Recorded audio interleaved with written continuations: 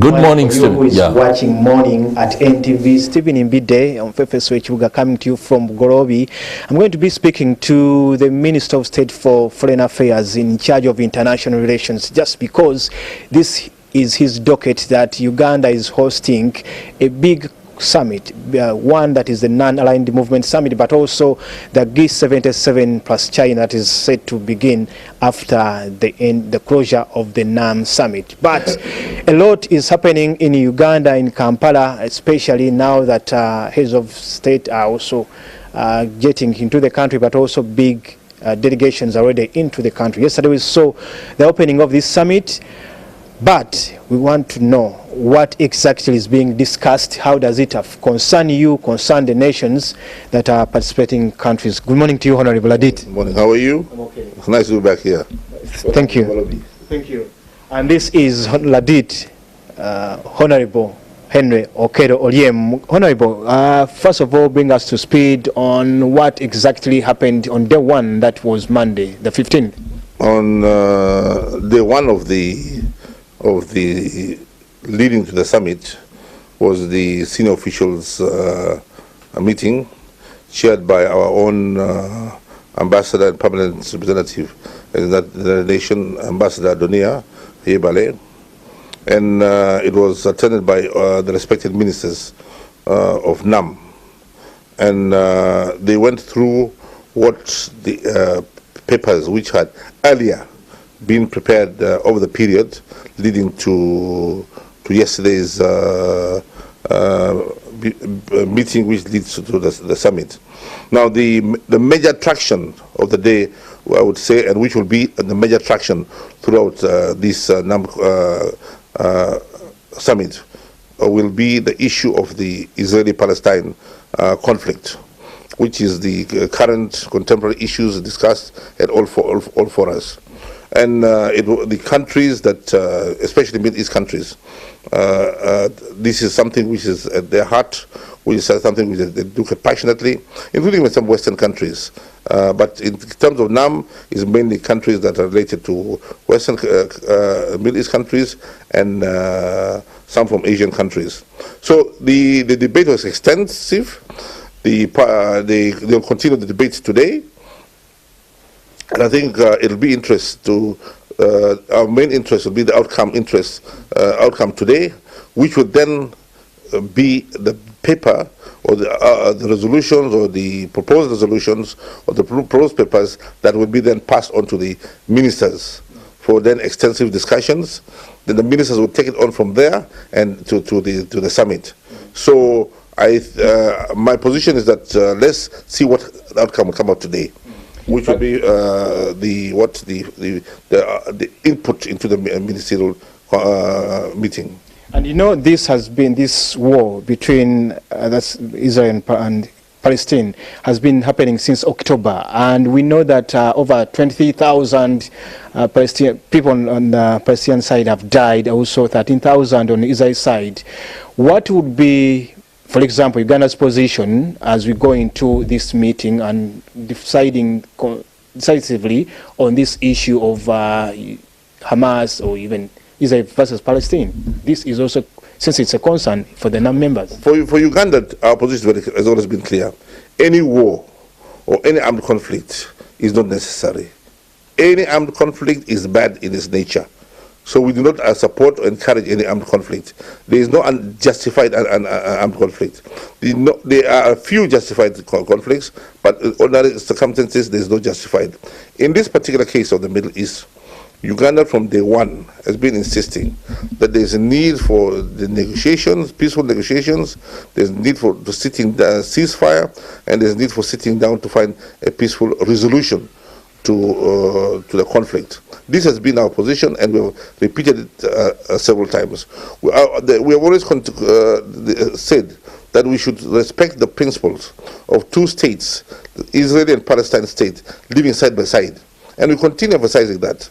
the basic principle of two states living side by side in peaceful atmosphere is the best way in which we can resolve the issues in that region. You know, that's where my concern is. Whenever you call for peaceful resolution of trying to settle these differences, nothing happens. You continue to see bloodshed. You continue to see even the women, the young, and the old losing their lives. As you see it, whenever you see it, trying to call for peace and stability, but we continue to see people losing their lives. So just like this now, you pass resolutions, and then what? One of the biggest challenges why resolving world conflicts, today's world conflicts, regional world conflicts out there is difficult. The concern is on talk. It is because the talk is good. The talk is good because it puts everybody on alert that there is something like a law, not necessarily a law, but there's something which the international community or international order has agreed upon. Please respect it. And if you don't respect it, the international community can take measures against you, maybe by going to the Security Council and seeking sanctions against you. So that is important. Although it is talk, but the other alternative is anarchy. Anarchy, which if we don't talk, there's total anarchy, and then how do we then get a resolution or go to the National Security Council and seek for sanctions against that particular country if in the beginning we had not attempted to resolve it and come up with these resolutions. So we come up with these resolutions as a warning, as to put you on alert and to put you on notice that if you continue in that way, then all those who are supporting in the first place will then turn around and support a UN Security Council calling for sanctions and other penalties against you. So it's better for you, in spite it's talk, it's better for you to at least adhere to the outcome resolutions or the positions taken by the international community.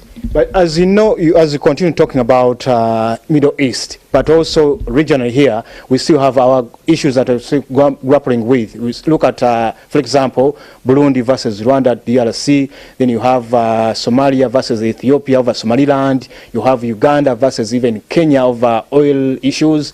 You still have the other, even just yesterday, you saw how Tanzania Civil Aviation Authority is now taking it over with Kenya. So these, as we talk about Middle East, but even regionally. I think that we should separate some things. I think there is. I have been hearing the press in Uganda getting huffed and puffed on issues of Uganda's position on petroleum with Kenya. This is a trade conflict. It's not an armed conflict. I had yesterday a lot of excitement in the press about Tanzanian civil aviation stopping Kenya Airways going to Tanzania. That is a trade conflict, not a conflict. So let's put that aside. And Somalia. Trade conflict is normal. It's nothing unusual. It happens every day around the world.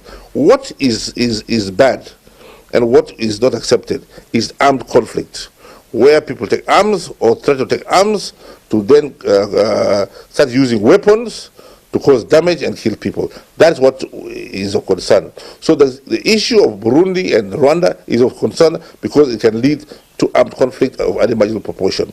The issue between Rwanda and the DRC is of course armed conflict. And even the issue of Somalia and Ethiopia.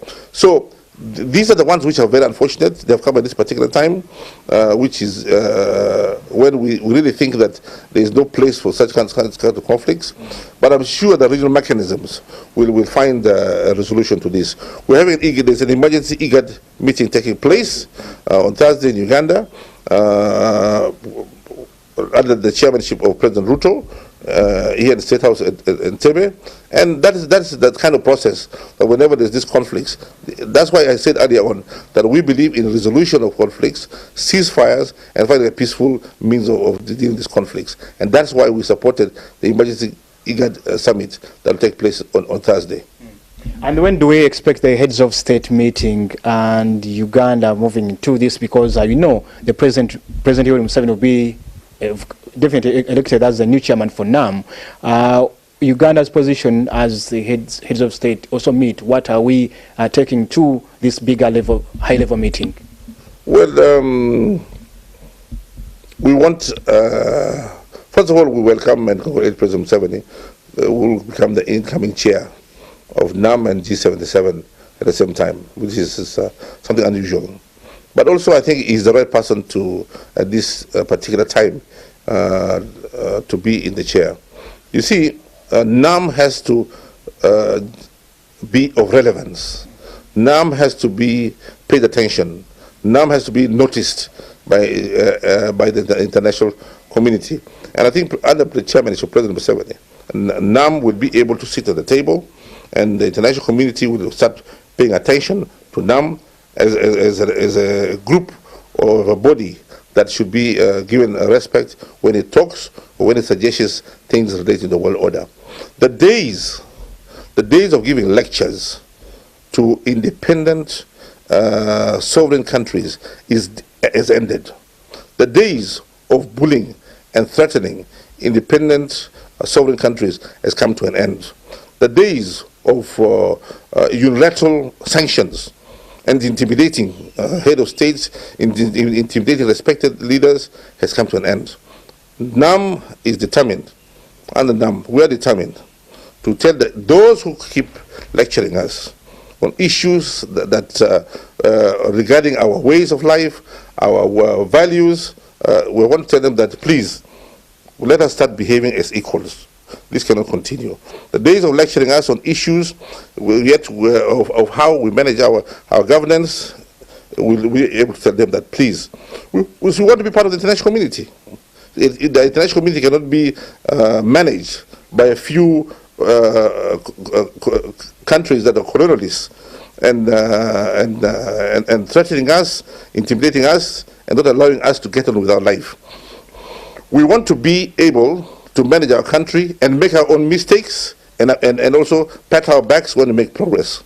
But now they lecture you, give you terms, conditions, and all kind of way how you manage your country. Then when things go wrong, they step back and don't want to take responsibility. Let me tell you an example. When in the mid-80s, late 80s, there was something called structural adjustment, I think, by the World Bank. Structural adjustment. Remember that structural adjustment? They came here, sell all your enterprise. We sold Bank of Uganda. We sold other banks. We sold our industries. We demolished, privatized everything. Now people are crying. They want Bank of Uganda back. We want all these kind of institutions back. The mistake, a big fundamental mistake has been made. But that was not our mistake. The mistake was created by them and generated by them. You know, Ladit, what you call calling in conditions or even putting pressure on you, these countries are saying that, look, we have universal human rights. We have you guys who also come and let's maybe ask for military support, you come for financial support, financial budgets. Like, for example, when you went to DRC, you see what MONUSCO is doing there, trying to create peace. Doing there? What I'm trying to 20 years or 30 years of the biggest UN peaceful operation in the DRC. What have they done? The DRC today is worse off than when MONUSCO came. In fact, President Museveni refers to MONUSCO as terrorist conservatives.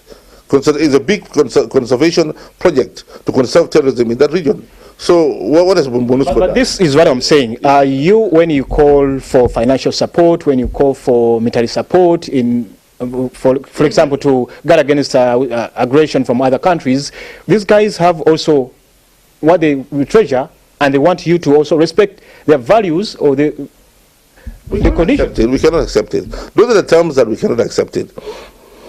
They have a right to refuse it when we tell them keep your things. Let me tell you very clearly. Today, if we ask for arms and they tell us that we're giving you arms on the conditions that A, B, C, and D, and yet those are absolutely contrary to our values. Then they can keep the arms. They can keep the money. We are not going to subjugate our people to ways and lives and the values that it is not naturally in Africa, not naturally in Uganda. We will not accept it as a country.